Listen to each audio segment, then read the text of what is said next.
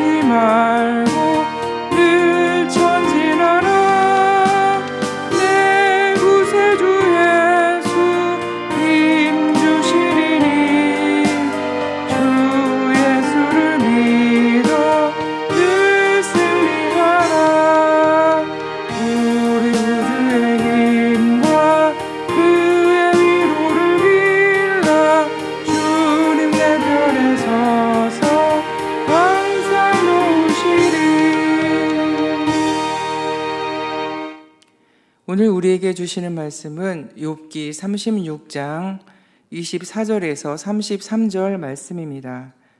욥기 36장 24절에서 33절 말씀을 봉독하겠습니다. 그대는 하나님께서 하신 일을 기억하고 높이라. 잊지 말지니라. 인생이 그의 일을 찬송하였느니라. 그의 일을 모든 사람이 우러러 보나니 먼 데서도 보느니라. 하나님은 높으시니 우리가 그를 알 수 없고 그의 횟수를 헤아릴 수 없느니라. 그가 물방울을 가늘게 하시며 빗방울이 증발하여 안개가 되게 하시도다. 그것이 구름에서 내려 많은 사람에게 쏟아지느니라. 겹겹이 쌓인 구름과 그의 장막의 우레소리를 누가 능히 깨달으랴. 보라, 그가 번갯불을 자기의 사면에 펼치시며 바다 밑까지 비치시고 이런 것들로 만민을 심판하시며 음식을 풍성하게 주시느니라. 그가 번갯불을 손바닥 안에 넣으시고 그가 번갯불을 명령하사 관역을 치시도다. 그의 우레가 다가오는 풍우를 알려주니 가축들도 그 다가옴을 아느니라. 아멘. 오늘 본문은 엘리후가 하는 말입니다. 엘리후 이름은 그는 나의 하나님이시다라는 뜻을 가지고 있습니다. 이 엘리후는 욥과 욥의 세 친구들이 벌이는 긴 논쟁 그 끝에 등장한 가장 젊은 친구입니다. 엘리후는 욥기 32장에 보면 이렇게 말하며 등장합니다. 32장 6절에서 10절 말씀입니다. 엘리후가 대답하여 이르되 나는 연소하고 당신들은 연로함으로 뒷전에서 나의 의견을 감히 내놓지 못하였노라. 내가 말하기를 나이가 많은 자가 말할 것이요 연륜이 많은 자가 지혜를 가르칠 것이라 하였노라. 그러나 사람의 속에는 영이 있고 전능자의 숨결이 사람에게 깨달음을 주시나니 어른이라고 지혜롭구나 노인이라고 정의를 깨닫는 것이 아니니라. 그러므로 내가 말하노라. 내 말을 들으라. 나도 내 의견을 말하리라. 엘리후는 욥과 세 친구들의 의견을 듣다가 자기 연소함 때문에 예의를 갖춘 후에 이제 말한다고 합니다.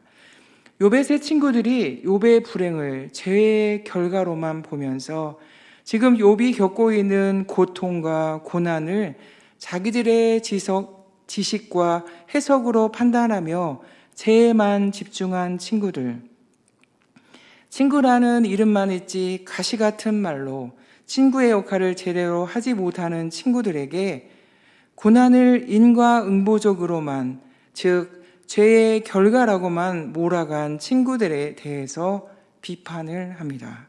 그리고 욥에 대해서도 끝까지 자기는 죄가 없다고, 자기가 당하는 고통은 죄로 인한 결과가 아니라고 여전히 무죄성을 고집한 욥에 대해서도 양쪽 모두를 비판합니다. 이렇게 욥기 32장부터 37장까지는 엘리후가 말하고 있는데요. 엘리후는 하나님의 초월성을 드러내며 고난이 지니고 있는 교육적인 의미도 말합니다. 이 엘리후를 선지자로 보는 견해도 있습니다. 엘리후가 말하는 고난에 대한 이해는 완전하지는 않지만 엘리후의 충고에 뒤이어서 하나님께서 친히 욥에게 말씀하시는 길을 준비했다는 점에서는 그 역할을 인정하고 있습니다. 마치 예수님의 길을 준비하는 세례 요한처럼 말이죠. 엘리후는 욥과의 변론에서 특히 하나님의 공의를 강조합니다.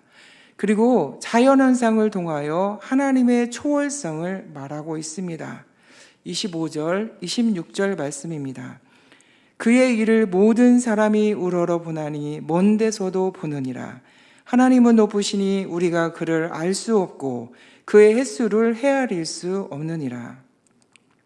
하나님이 하시는 일을 신비한 자연현상을 통하여 설명합니다.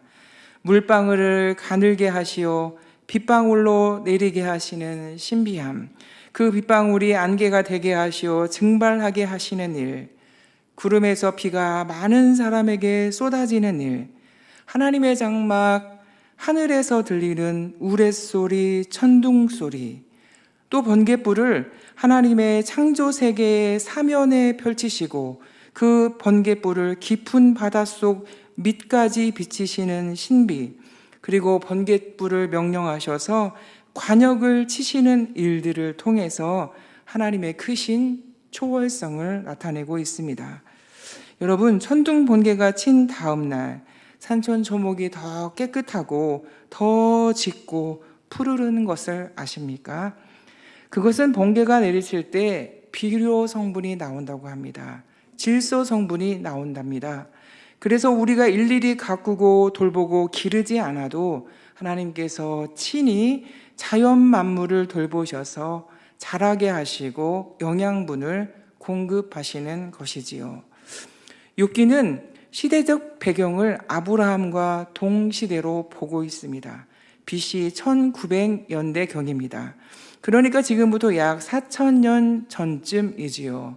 지금이야 하도 자연과학이 발달돼서 자연 현상들을 연구하고 분석하는 일을 자연스럽고 당연하게 여깁니다. 우리가 들고 다니는 핸드폰으로도 날씨 정보들을 미리미리 알 수 있고 다른 지역, 다른 나라까지도 완벽하진 않지만 알 수 있게 되었지요. 오히려 날씨 정보가 틀리면 틀렸다고 화를 내지 않습니까? 하지만 이때는 자연현상이 알 수 없는 신비이고 능력이었습니다. 사람에게는 없는 신의 초월성이었습니다. 사실은 지금도 마찬가지이지만 말이죠. 사람보다 더 오래 존재하기도 하고 더 큰 능력을 그 속에서 보았지요.